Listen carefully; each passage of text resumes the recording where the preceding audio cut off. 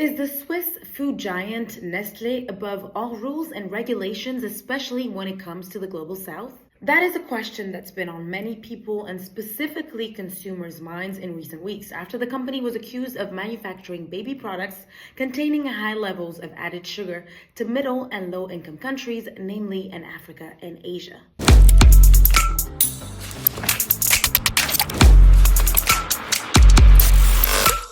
A recent investigation by Public Eye and the International Baby Food Action Network revealed that Nestle's popular baby food brands marketed as healthy and crucial for children's development actually contain significant amount of added sugar. Controversially, these sugars are not added to the same products sold in the Western Hemisphere. The report revealed that 94% of Nestle's Cerelac products sold in key markets across Africa, Asia, and Latin America contain added sugar.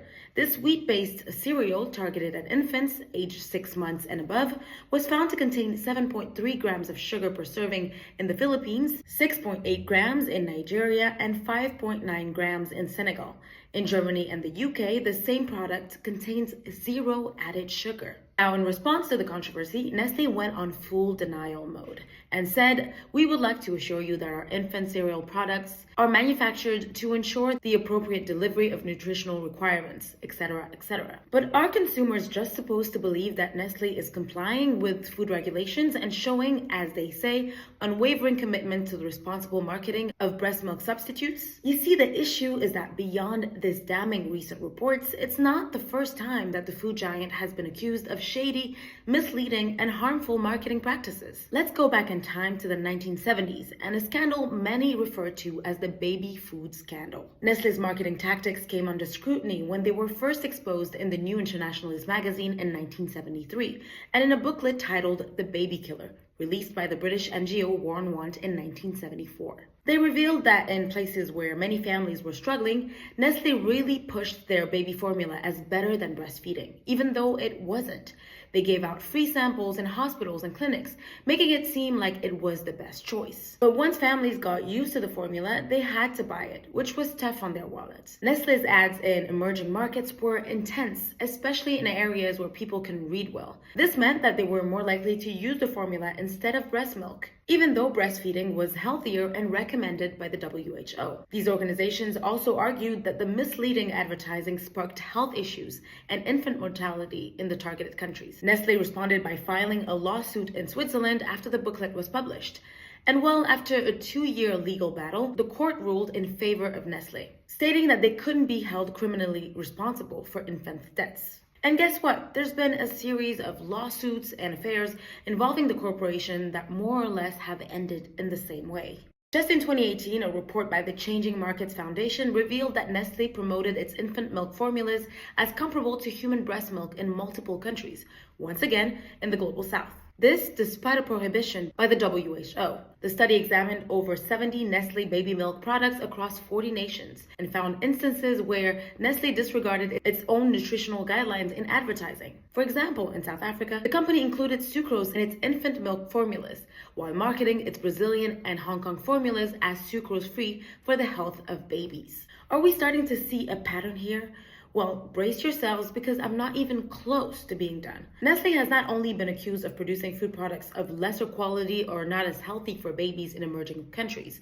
It's reportedly been producing different products to us, period, and regardless of our age. In 2019, 5 European NGOs released a report denouncing the export by European companies, including Nestle, of what they called fake milk to African markets. So if you live or have lived in West Africa, chances are you know this brand. It's part of the Nestle group, and I know that I grew up eating it, spoons full of it. That's how great it tasted.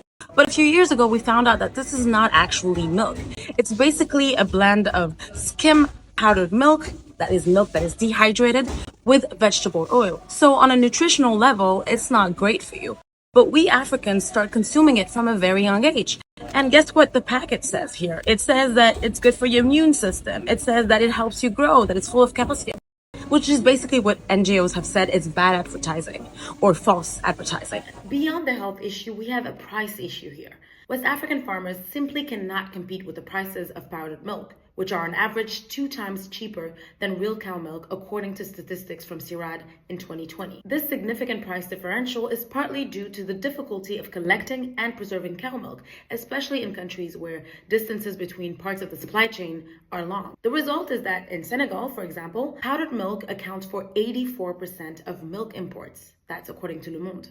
This powdered milk mainly comes from European overproduction, which represents 63% of West Africa's dairy imports. Ultimately, we are hooked on this powdered milk that is not actually milk. And last but not least, multinationals involved in cacao processing from the Ivory Coast, including Nestle, have been accused of enabling child labor in cacao plantations. In 2015, the Swiss company commissioned a report to the Fair Labor Association, which revealed that children under 15 continued to work on cacao farms supplying the company in Ivory Coast, despite Nestle's decade-old pledge to eliminate child labor from its supply chain. Nestle signed the Harkin-Engel Protocol in 2001 to address the issue. However, in 2005, a lawsuit alleged that Nestle and other companies aided plantation owners using forced child labor, with plaintiffs describing severe mistreatment. Nestle has acknowledged the complexity of the issue and repeatedly outlined ongoing efforts to increase education access, improve age verification, and raise awareness on its code of conduct.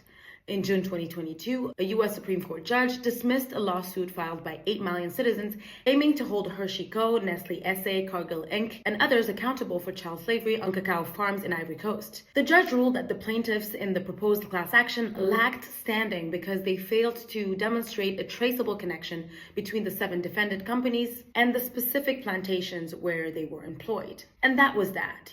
But there have been studies by multiple organizations talking about the idea of corporate social responsibility and its limitations, and insisting on the fact that multinationals like Nestle can just come out and talk about all the efforts that they put out to curb issues like child trafficking without having to actually address the indirect result of the industry that they dominate. So the idea here is to put corporate social irresponsibility at the center of the issue. As for the baby food scandal, it's unclear for now whether legal action will be taken against the food giant regarding its findings. Ultimately, when multinationals produce products unfit for consumption in Europe or North America, the backlash is usually quite harsh and the products are often discontinued. But is the impact of a scandal that affects consumers' health the same in other parts of the world, namely on the African continent? Let us know what you think about this question and all the scandals that Nestle and other food giants have been involved with in Africa.